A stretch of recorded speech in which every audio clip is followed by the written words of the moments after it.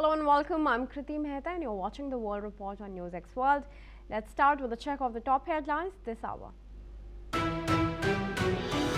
Yemen's southern separatist movement aims to hold a referendum on independence from the north in 2 years as Saudi-backed forces fought to recapture areas the separatists seized last month in a move that triggered a major feud between Gulf powers.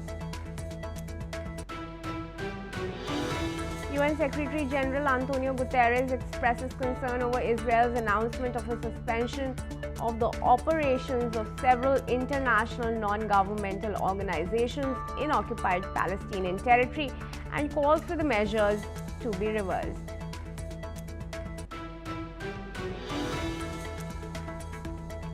The US Coast Guard suspends search for people in the water in the aftermath of a US military strike earlier this week on a convoy of suspected drug vessels in the Pacific Ocean. Australian police to bolster staffing at the Sydney cricket ground for the 5th Ashes Test starting on Sunday, weeks after gunmen killed 15 people at a Jewish Hanukkah event in the city. New York Mayor Zohran Mamdani defends his revocation of executive orders that his predecessor Eric Adams issued after being indicted in 2024 on federal charges of accepting illegal campaign contributions. Myanmar's military-backed Union Solidarity and Development Party leads after the first phase of a contentious general election. Early results cited by state media showed in the first voting since 2021 coup. Ukrainian President Volodymyr Zelensky has named spy chief Budanov as the new chief of staff. This comes after the dismissal of Andriy Yermak, the longtime chief. Tesla's annual sales for a second consecutive year, losing its position as the world's top EV maker to Chinese rival BYD. Tesla registrations dropped in Europe except Norway, while BYD's global sales rose to a record. Alright viewers, let's bring you now news from the United States, where newly elected New York Mayor Zohran Mamdani has defended his decision to revoke a series of executive orders issued by former Mayor Eric Adams. The orders, which originally issued following Adams' 2024 federal indictment on campaign finance charges, included directives on city police's policies regarding anti-Semitism and access for federal agents to Rikers Island. Mamdani said his administration will continue funding measures to prevent hate crimes and ensure protections for all New Yorkers. While some groups have expressed support, others have raised concerns over the policy changes. The revocations mark a shift from Adams' approach and have sparked national and international attention as the city evaluates its executive policies under the new administration. Alright, I now welcome Shruti Das Gupta, International Affairs expert from New Delhi, in this discussion. Thank you, Shruti, for joining me this morning. Shruti, do talk to me about some of his policies. He's spoken about measures on economy, on housing and finance. Education is one of his big policies. We saw the new appointment recently that he made. But talk to us about this particular, instance that's coming out as far as him reversing the orders of his predecessor on charges of, corruption as far as campaigning goes. So, greetings to you, Kriti. Very happy New Year to you and your viewers. What I'd like to say right now is, as I said yesterday, he is trying to present his revocation of orders as a form of justice because he has rescinded orders that were passed after former Mayor Adams was indicted.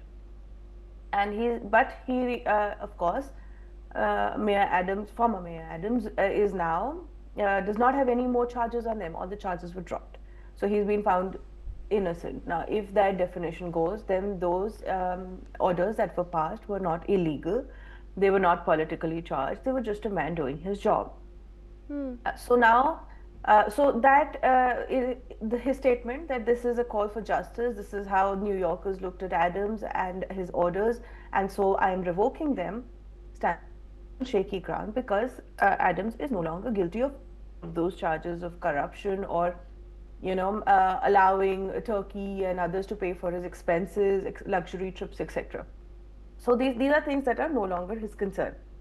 But though the consequences of that action is that he has taken away the umbrella of protection on Jews, which is one of the orders that he's has rescinded, now allows for protest again in front of places of religion. You know, New York is a hotbed for Palestine affirmative actions and protests. And when you allow something like this, then synagogues and Jewish place of congregation are going to become a hotbed of very violent protests. Now, world over, we are seeing the Jews are still have a bigger, in the aftermath of the Gaza war, are facing aggression from certain factions, and people tend to let go of their emotions very easily in this internet era. And that particular protection, by talking about the IHRA, etc., is going to end up putting a lot of that community under under a bullseye as such, because it does not now it allows Jews in campuses, etc., to be targeted in the name of Palestine and Gaza, and there's no protection umbrella. So one of that is that. Of course, there are some useless orders also he passed, like the horse carriage orders that Adams passed, and that is like taken away. But Mamdani as a whole wants to pretend that he's a socialist democrat, and I do not understand how that functions. His socialist ideology and his socialist agendas are not really practical. Like, let's look at the rent control thing. Now, that has been something that has been discussed in the 1970s, and that led to abandonment of about 200,000 houses in New York itself, because the maintenance and upkeep and fuel of the apartments was no longer something that the landlords could do. So while you want to make things affordable for the people living in New York, his policies of having state control, or at least state machinery controlled, it's not a state New York as such, but him controlled, like the government controlled, centrally controlled houses. It sounds very communist in nature, and it's not something that goes with the capitalist nature of New York or USA as such. So they tend to walk into a very dicey gray zone of which capitalist economies cannot survive in. So that is one. His rent control led to earlier rent control laws led to abandonment of houses. So, and his ideas of taxing the rich, taxing the corporates to provide for free bus fares and all the other things is something that is scaring a lot of people. And you might find industries moving away, or at least big corporate offices moving away from his zone of influence. That would mean the jobs of New York will start moving away. So these are things that he needs to sit down and talk about and understand that what his idea of socialism is not something that is practical. It is only utopian in what it is, and practically it would lead to a downfall, if nothing else, of what New York as a capital, economic capital of USA represents. And also noteworthy here would be that the charges against Adams were actually, suspended by the judge. In that event, how wise would it be, or prudent is it, or correct to reverse his orders? It isn't, because what you're trying to, as I said, it stands on shaky ground. That man is not a criminal. He's not liable. He's not he's not violated any legal laws, at least not right now, not under Trump regime at least. They might, come back and haunt him again later when the head of state changes. But if the man is currently not liable for any criminal or economic embezzlement or any of those things, then why would you want to present his orders under that particular gray zone of it being politically motivated, or motivated by being paid by a certain faction, or being facilitated by a certain faction of people? In the what he has done is the IHRA, that is the which allows for which asks the 34 countries to talk about the Holocaust in the education format as such, allows for people to gain sensitivity to the marginalization, persecution of the Jewish community for a long time period, specifically during the Second World War. Now, the American Islamic Council as such has always objected to IHRA, and when he revokes it, he plays right into his Muslim Islamic card, and that particular vote bank as well, taps into it very, very nicely. So while there are other things that are being talked about, this is the one that is causing him a major burn. And we have to understand that the Jewish community is an affluent business community. They have their contacts, they lobby very heavily. And it might come back to bite him very, very badly by taking such a thing on. And I'm not really sure that it was the most prudent of decision to just blanket take away everything that has been done from then. He could have chosen the more nonsensical ones like the horse carriage one and the others that could take away. He's also allowed the functioning of a BDS movement, which is a boycott, disinvest, and sanction Israel. So something like that, when it is allowed to progress in a place like New York, as I said, which is the economic capital of USA, it shows that the city may not be looking very good in the days to come. Sure, certainly. Well, Shruti, thanks very much for your perspective for now. Moving ahead, viewers, the FBI says it thwarted a terrorist attack planned for New Year's Eve in North Carolina. Authorities arrested 18-year-old Christian Sturdivant from Mint Hill, charging him with attempting to provide material support to a foreign terrorist organization. Investigators said Sturdivant, inspired by ISIS, planned to attack a grocery store and a Burger King restaurant in the Charlotte suburb. He was an employee at Burger King, and officials confirmed he spent a year planning the attack. During a search of his home, authorities found notes, hidden hammers, knives, tactical gloves, and a Kevlar vest. A handwritten note revealed he hoped to die at the hands of the police. FBI officials stressed that the attack was prevented just in time, avoiding what could have been a national tragedy. Alright, I request Shruti to join me back in the discussion here. Shruti, it's striking now, how many people are getting inspired by ISIS. I don't know what means are they using, online radicalization, or if they're meeting some people, they're carrying out these covert, asymmetric warfare in every part of the world now, How do you see this particular development and the overall situation as far as the resurgence of ISIS affiliates is concerned? Well, ISIS provides you with a quick ticket to heaven by sacrificing your life in the name of jihad and Islam, right? And that is the shortest route that humans want. They want life beyond life is what something scares human as a psychology. And when they find this short ticket, this guaranteed fast quick way path to heaven, they want to grab it with both hands. And if it comes with the hyper glorification of someone who attacks somebody who's not of their faith and not of their thinking or inclining, it is an added let's say currency in terms of let's say spiritual currency. If they're glorified, they're celebrated by people, then it's added spiritual currency for them. So they feel they've left their mark there. As you have just said, that you do not know how ISIS and Muslim Brotherhood or Al Qaeda and all of these really terrible organizations are able to find their way into the hearts and minds of the youth of today, specifically in the West. Now that is where the folly of the West lies. They have decoupled themselves from family values. It doesn't matter whether they are Christian values, whether they are Hindu values, whether they are even Muslim values. They have decoupled as a family. They don't function together. They just seem to live together. The societal values are collapsing, and this leaves a huge vacuum in the minds and hearts of the youth, which is where the deep dark web, the internet era, kind of finds their roots into the hearts and minds of people.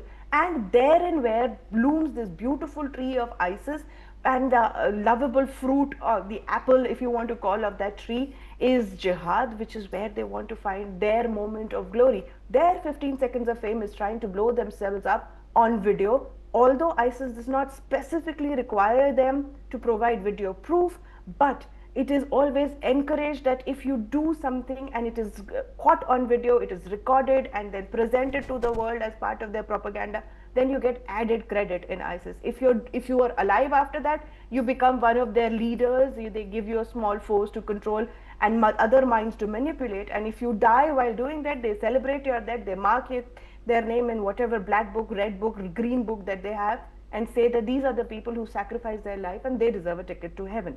So it's a very difficult phase that the West is going to, and the only solution is when the parents, the society start introspecting and finding out where they have left the gaps for something like this to infiltrate and take root.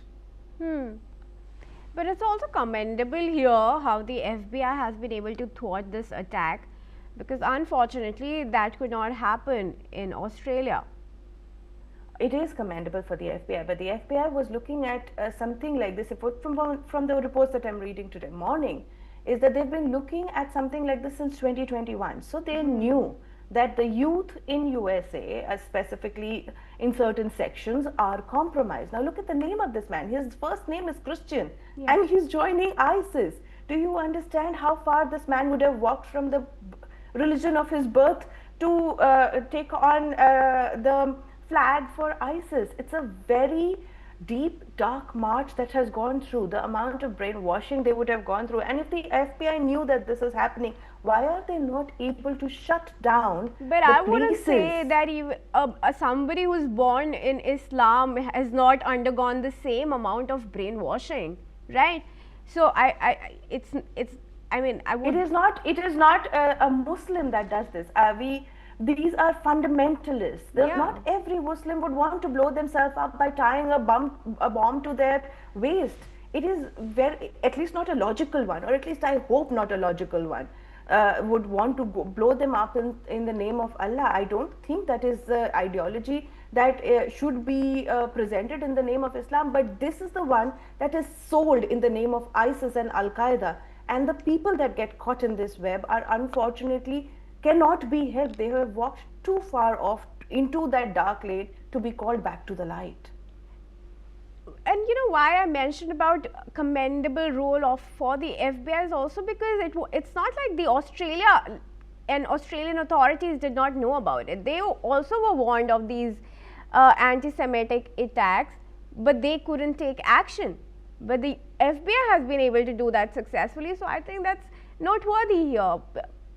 It is noteworthy. I will not see. You have to understand that there are at least 1,000 planned and thwarted, and only one gets through. The one that gets through is the one that makes the splashes across the newspapers and news bites.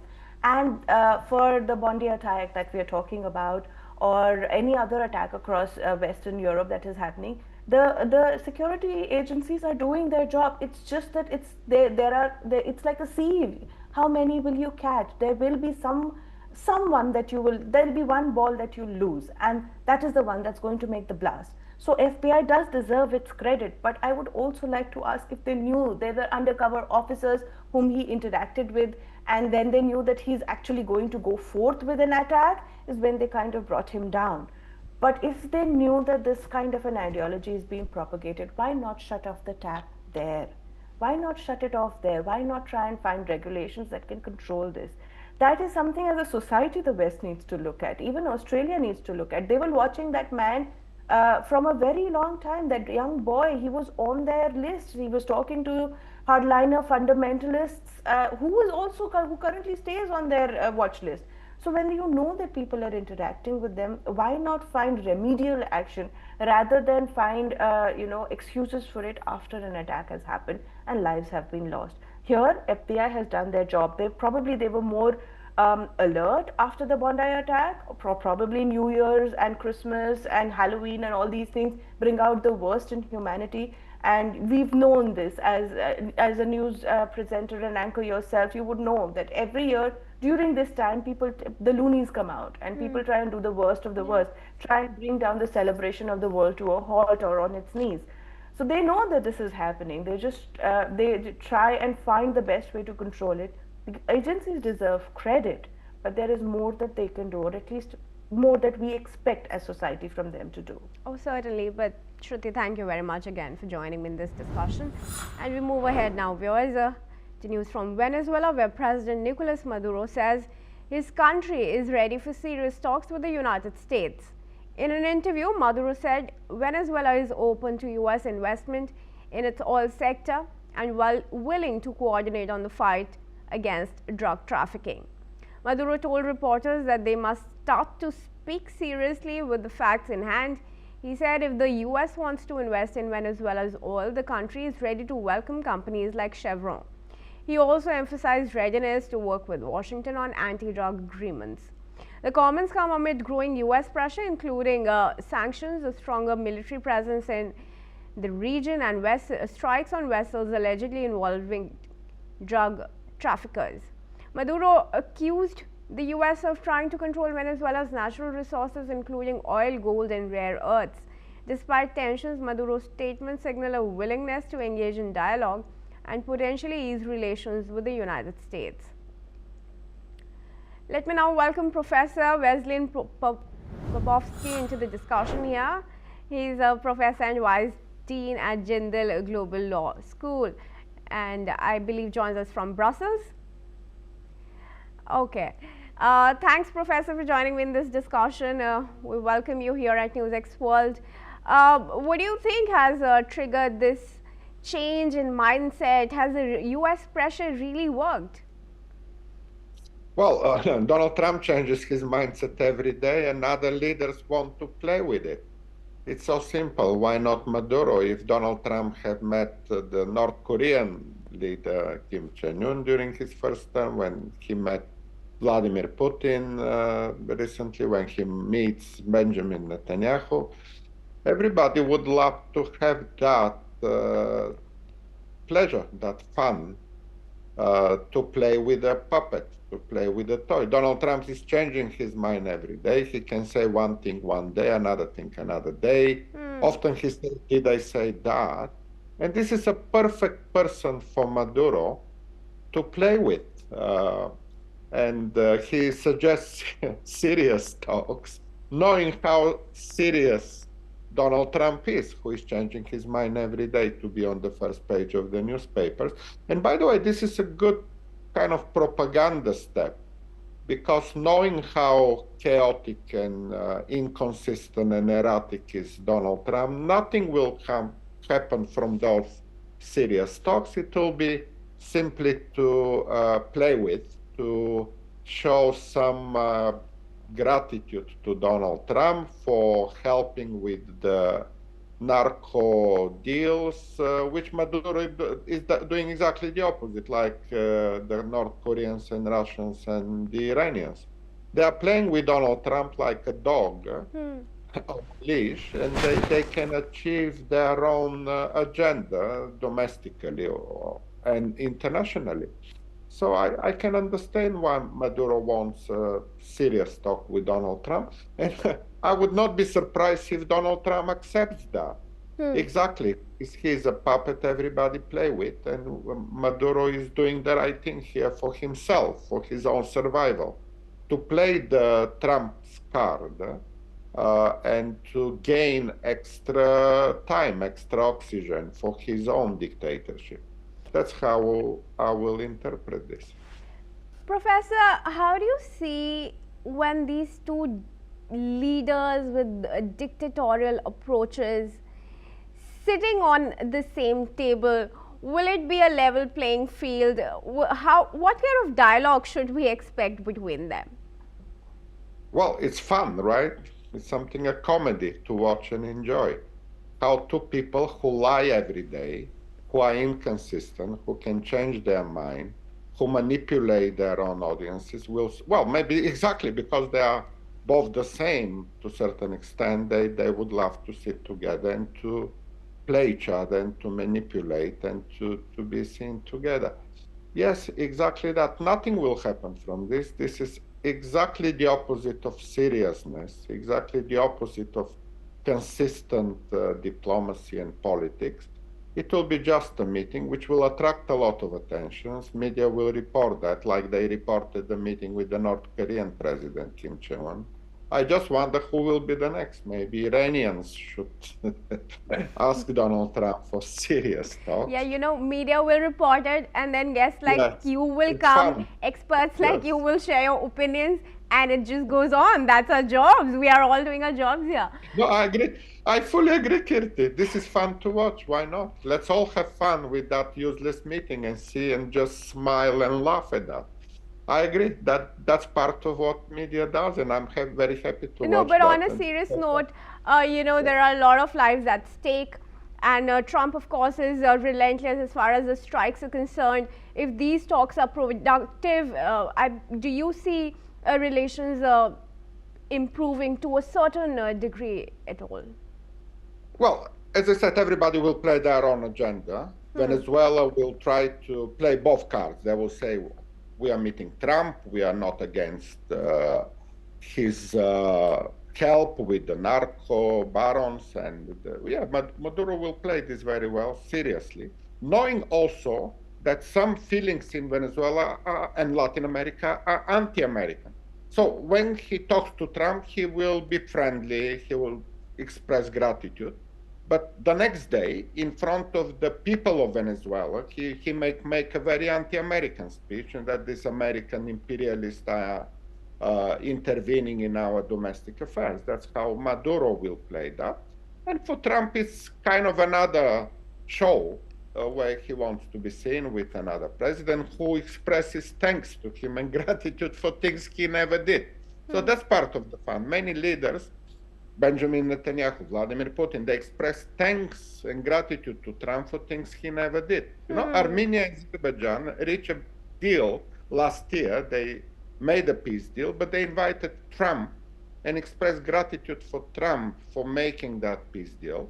Yeah. And basically, that Trump doesn't know where these countries are on the map. He cannot pronounce their names, but he likes his ego to be addressed, and that's why that meeting for Maduro is obviously part of a strategy to hold on power for longer. And I'm sure the American serious agencies, the departments, the foreign affairs, the national security, that they will not be happy with that. They will obviously continue some principles, some consistent policies, but that meeting they will try to forget as soon as possible. That's how I'll interpret this. Well, we'll watch out if that happens at all, but thank you very much for now, Professor, for joining me in this discussion. Pleasure to talk to you always. Moving ahead, viewers, let's bring you news from Switzerland now. Sparklers placed on champagne bottles are believed to have caused a deadly fire at the packed bar in the Swiss ski resort of Crans-Montana. Authorities say the sparklers likely came too close to the ceiling, triggering the blaze that killed around 40 people and injured more than 100. Investigators are examining fire safety measures, ceiling materials, crowd capacity, and whether emergency exits were accessible. Victims are still being formally identified using disaster victim identification procedures, with many injured remaining in critical condition. 3 victims who remain missing have been identified. One of them is 16-year-old Akil Barossi, who walked into Le Constellation to retrieve his belongings at 1:30 a.m. local time. Another teen, Arthur Brodard, is reportedly still missing. Brodard's parents have confirmed that some of his friends have been found with burns covering their whole bodies. 22-year-old Emily Prolong, who was at the bar with several friends, is also thought to be missing.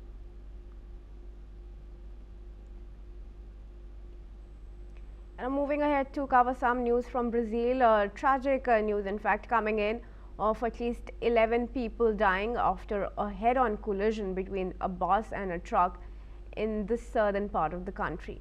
Brazil's Federal Highway Police have stated that another 7 people were injured in the accident, which has happened on a federal highway in Brazil's southernmost state of Rio Grande do Sul, and the injured have been transferred to the hospital. The police added that parts of a truck's sand cargo ended up inside the bus as a result of the crash, making it difficult for rescuers to access the vehicle. Meanwhile, Brazil's transport ministry has said that more than 10,000 people have died in the traffic accidents and incidents in Brazil since 2024. And as always, let's end the bulletin with a science news. SpaceX has launched its first mission of 2026. A Falcon 9 rocket lifted off tonight from Vandenberg Space Force Base in California, carrying an Italian Earth-observing satellite into orbit. The rocket's first stage successfully landed back at Vandenberg. This marked the 21st flight for this particular booster. The spacecraft will study Earth using synthetic aperture radar, gathering data in all weather conditions and at any time of the day. Cosmos SkyMed's second generation is a network of small satellites monitoring Earth globally to support emergency prevention, scientific research, defense, environmental protection, and natural resource exploration. SpaceX dominated 2025 with an impressive 165 orbital launches, surpassing all other commercial and government operators, setting a record the company could aim to exceed again this year. That's all we have time for, but thanks for watching NewsX World for all international news and updates.